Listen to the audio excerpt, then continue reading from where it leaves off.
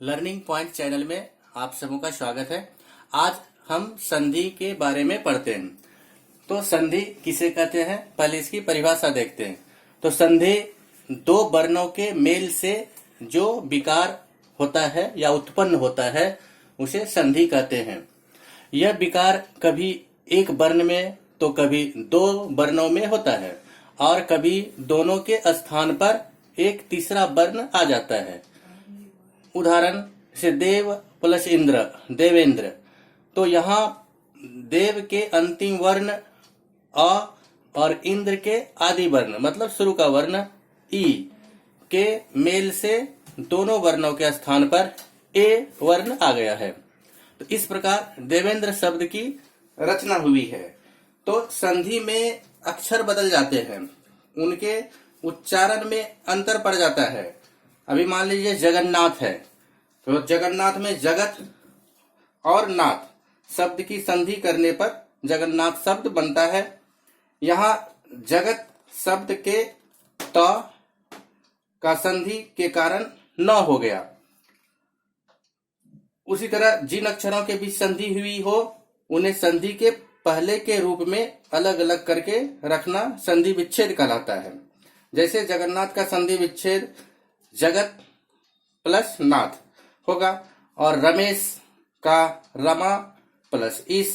तो जिन अक्षरों की संधि की जाती है उनके बीच ये प्लस का चिन्ह देने की प्रथा है या प्रचलन है। अब हम देखते हैं संधि के कितने भेद हैं और उसके नियम क्या है। तो संधि तीन प्रकार के होते हैं। पहला है स्वर संधि, दूसरा व्यंजन संधि और तीसरा विसर्ग संधि। अब स्वर संधि किसे कहते हैं, तो स्वर संधि दो स्वरों के मेल से उत्पन्न विकार अथवा रूप परिवर्तन को स्वर संधि कहते हैं। जैसे रमा प्लस इस, रमेश। अभी स्वर संधि के भी 5 भेद हैं। पहला है दीर्घ, दूसरा गुण, तीसरा वृद्धि, चौथा यन और पांचवा अयादि। अभी एक एक करके इन 5 भेदों के बारे में पढ़ते हैं। तो पहला दीर्घ संधि। तो इसमें क्या होता है कि ह्रस्व या दीर्घ अ ई उ के बाद यदि ह्रस्व या दीर्घ क्रमशः अ ई उ हो तो दोनों के स्थान पर एक सवर्ण दीर्घ वर्ण होना दीर्घ संधि है। जैसे अ प्लस अ तो हो गया आ, और इसका उदाहरण हो गया ज्ञान प्लस अभाव, ज्ञानाभाव। अभी दूसरा अ प्लस आ तो ये भी हो गया आ, इसका उदाहरण है धर्म प्लस आत्मा, धर्मात्मा।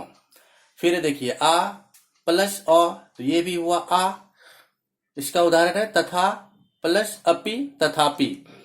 और फिर आ प्लस आ भी हो गया आ, इसका उदाहरण है विद्या प्लस आलय, विद्यालय।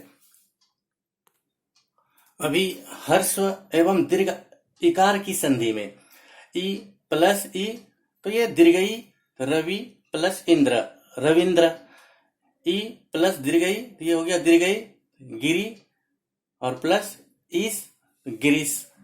अब दीर्घई प्लस ई तो दीर्घई हो गया मही प्लस इंद्र, महेंद्र। अब ये दीर्घई ये भी दीर्घई दोनों मिला तो भी दीर्घई तो मही प्लस ईश्वर, महेश्वर। अब ह्रस्व तथा दीर्घ उकार की संधि, ह्रस्व ये भी ह्रस्व तो मिला ये दीर्घौ तो गुरु प्लस उपदेश, गुरुपदेश से हर्षौ ये दीर्घौ मिलके अभी हुआ दीर्घौ तो लघु प्लस उर्मी, लघुर्मी। अब ये दीर्घौ प्लस उ ये भी दीर्घौ तो वधु प्लस उत्सव, वधुत्सव। अब दीर्घौ प्लस दीर्घौ मिलके दीर्घौ हुआ से भू प्लस उधर्व तो भूधर्व। इस तरह से ह्रस्व दीर्घ उकार की संधि हो गया, ह्रस्व दीर्घ इकार की संधि हो गया। अब हम आते हैं गुण संधि पे। तो गुण संधि ये आकार या आकार के बाद यदि ह्रस्व या दीर्घ ई उ या री रहे तो अ प्लस ई ए बनेगा, अ प्लस उ ओ हो जाएगा और अ प्लस री अर मतलब आधा र होता है। इसी को गुण संधि कहते हैं। अभी जैसे अब हम देखते हैं अ या आ और इसके साथ मिलके ई या दीर्घ ई मिला तो ए बनेगा। फिर अ प्लस ई तो ए, आ प्लस ये दीर्घ ई तो भी ए, आ प्लस ई तो ए, आ प्लस दीर्घ ई तो भी ए। अभी पहला का इसका उदाहरण देखिए कि देव प्लस इंद्र, यहाँ अ और यहाँ पर ई, अ और ई मिला तो देवेंद्र। अ प्लस दीर्घ ई मिला तो भी ए, यहाँ अ और यहाँ दीर्घ ई मिला तो गणेश। उसी तरह इसमें महा प्लस इंद्र महेंद्र, इसमें रमा प्लस इस रमेश। अब देखिए अ या आ प्लस उ या दीर्घ उ तो ओ बनता है, तो अ प्लस उ तो ओ, अ प्लस दीर्घ उ तो भी ओ, आ प्लस हर्ष तो ओ, आ प्लस दीर्घ उ तो ओ। तो इसका उदाहरण वीर प्लस उचित वीरोचित। इसका देखिए नव प्लस उड़ा नौड़ा, आ प्लस ओ इसका महा प्लस उत्सव महोत्सव, आ प्लस दीर्घ ओ इसका महा प्लस उरु महोरु। अब अ या आ प्लस री दोनों मिलके अर। अब इसका देखिए अ प्लस री तो भी अर, आ प्लस री तो भी अर। तो अ प्लस री अर जो हुआ इससे सप्त प्लस ऋषि सप्त ऋषि। आ प्लस ई अर इससे महा, ये आ महा और री ऋषि महर्षि। अब तीसरा है वृद्धि संधि। जब अ या आ के बाद ए अथवा ए रहे तब दोनों का ए, और जब अ या आ के बाद ओ या औ रहे तब दोनों का औ होता है। यही वृद्धि संधि है। जैसे अ प्लस ए, एक प्लस एक स एक एक स, आ प्लस ए, सदा प्लस ए सदैव, अ प्लस ओ औ, जल प्लस ओघ जलौघ, आ प्लस औ महा प्लस औदार्य महोदार्य। अब चौथा यन संधि। तो ह्रस्व या दीर्घ इकार उकार या रीकार के बाद यदि अश्वर्ण अर्थात ई उ और री को छोड़कर अन्य कोई भी स्वर आए तो इकार का य हलंत आधा य, उकार का व हलंत तथा रीकार का र हलंत होता है। इसे यन संधि कहते हैं। जैसे ई प्लस अ य हुआ, यदि प्लस अपि यद्यपि, ई प्लस आ या, इति प्लस आदि इत्यादि, ई प्लस उ यू, प्रति प्लस उपकार प्रत्युपकार, ई प्लस उ यू, नी प्लस उन न्यून। अब इसी तरह ई प्लस ए ये, प्रति प्लस एक प्रत्येक, उ प्लस अ तो व, अनु प्लस ए अन्वय, उ प्लस ए वे, अनु प्लस एवं अन्वेषण, अनु प्लस एशन अन्वेषण, री प्लस आ रा, पितृ प्लस आदेश पित्रादेश। अब अयादि संधि। ए ओ ए तथा औ के बाद यदि स्वर हो तो ए का ए, ओ का औ, ए का आय तथा औ का औ होता है। यह अयादि संधि है। जैसे ए प्लस अ ऐ, इसका उदाहरण हो गया ने प्लस अन नयन, ऐ प्लस अ आय नय प्लस अक नायक, ओ प्लस ई अवि पो प्लस इत्र पवित्र, औ प्लस अ आओ, पौ प्लस अक पावक। इस तरह से अयादि संधि बनता है। अब व्यंजन संधि। तो व्यंजन संधि किसे कहते हैं? तो जहां व्यंजन वर्ण के साथ व्यंजन या स्वर की संधि में व्यंजन का विकार हो उसे व्यंजन संधि कहते हैं। इसके कुछ नियम होते हैं जो इस प्रकार है।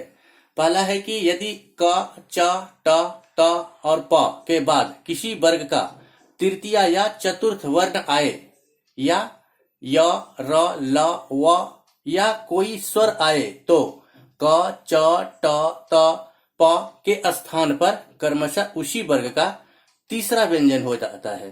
तीसरा व्यंजन हो जाता है। जैसे दिक प्लस अंबर दिगंबर, दिक प्लस भ्रम दिग्भ्रम इत्यादि। इस तरह से व्यंजन संधि बनती है। अभी दूसरा है, यदि क च ट त प के बाद म या न आए तो क ट त प अपने वर्ग के पंचम वर्ण में बदल जाते हैं। जैसे वाक प्लस में वांग्मय, जगत प्लस नाथ जगन्नाथ, उत प्लस नति उन्नति। तीसरा, यदि म के बाद कोई व्यंजन वर्ण आए तो म का अनुस्वार हो जाता है या वह बाद वाले वर्ग के पंचम वर्ण में भी बदल सकता है। जैसे अहम प्लस कार अहंकार या अहंकार, इस तरह से पांचवें वर्ण में लेते हैं। पन प्लस चम पंचम या उसका पांचवा, इसी तरह से लिखते हैं पंचम। शम प्लस गम संगम या पंचम वर्ग में लेंगे तो इस तरह से संगम। चौथा, यदि त के बाद कोई स्वर या ग घ द ध ब भ य र व में कोई आए तो त के स्थान पर द हो जाता है। जैसे जगत प्लस आनंद जगदानंद, उत प्लस दाम उद्धाम, उत प्लस घाटन उद्घाटन। पांचवा, यदि त या द के बाद च या तलब्श आए तो त द के स्थान पर च और बाद वाले श का छ हो जाता है। जैसे उत प्लस चारण तो उच्चारण, उत प्लस शिष्ट उच्छिष्ट। तो छठा है, यदि त द के बाद ल रहे तो त द ल में बदल जाता है, और न के बाद ल रहे तो न का अनुनासिक के बाद ल हो जाता है। जैसे उत प्लस लास उल्लास उल्लास, महान प्लस लाभ महान लाभ इत्यादि। अभी विसर्ग संधि पढ़ते हैं। तो विसर्ग संधि की परिभाषा क्या है? तो विसर्ग के साथ स्वर या व्यंजन की संधि को विसर्ग संधि कहते हैं। जैसे तपः प्लस वन तपोवन, निह प्लस अंतर निरंतर, दुह प्लस आचार दुराचार। और इसके कुछ नियम हैं जो इस तरह से है। पहला है कि यदि विसर्ग के बाद च छ या तालव्य श हो तो विसर्ग का आधा तालव्य श, ट ठ और मूर्धन्य श हो तो मूर्धन्य श आधा, और त थ और दंत स हो तो दंत स आधा हो जाता है। जैसे निह प्लस चय निश्चय, निह प्लस शार निस्सार, निह प्लस छल निश्छल, निह प्लस शेष निशेष, निह प्लस तार निस्तार इत्यादि। और दूसरा नियम इसका कि यदि विसर्ग के पहले इकार या उकार आए और विसर्ग के बाद का अक्षर क ख प फ हो तो विसर्ग का आधा श हो जाता है। जैसे निह प्लस कपट निष्कपट, निह प्लस फल निष्फल, निह प्लस पाप निष्पाप, दुह प्लस कर दुष्कर। तीसरा नियम है, यदि विसर्ग के पहले अ हो और विसर्ग के बाद क ख प फ हो तो विसर्ग ज्यों का त्यों रहता है। जैसे प्रातः प्लस काल प्रातः काल, यहाँ देखिए प्रातः काल जैसे कि वैसे ही है, प्रातः प्लस काल प्रातः काल, पय प्लस पाठ पया पाठ।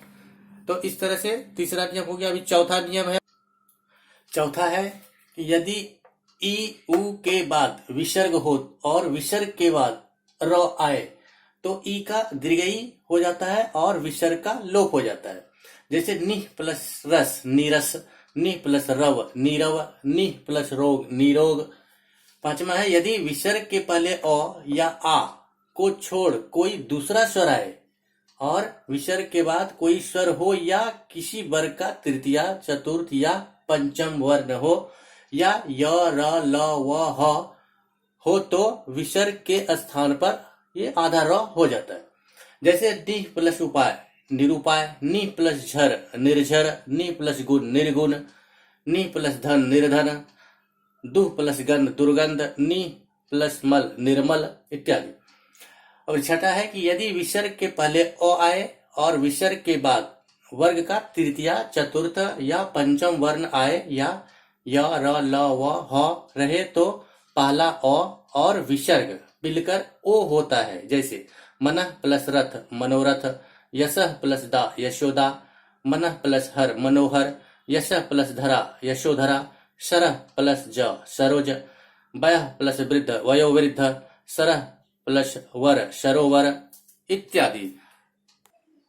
अभी 7वां नियम है, यदि विसर्ग के आगे पीछे अ हो तो पहला अ और विसर्ग मिलकर ओ हो जाता है और विसर्ग के बाद वाले अ का लोप हो जाता है तथा उसके स्थान पर लुप्ताकार का चिन्ह ये एस टाइप का लगा दिया जाता है। जैसे प्रथमा प्लस अध्याय प्रथमोध्याय, यश प्लस अभिलाषी यशोवलाशी, मन प्लस अभिलषित मनो अभिलषित इत्यादि।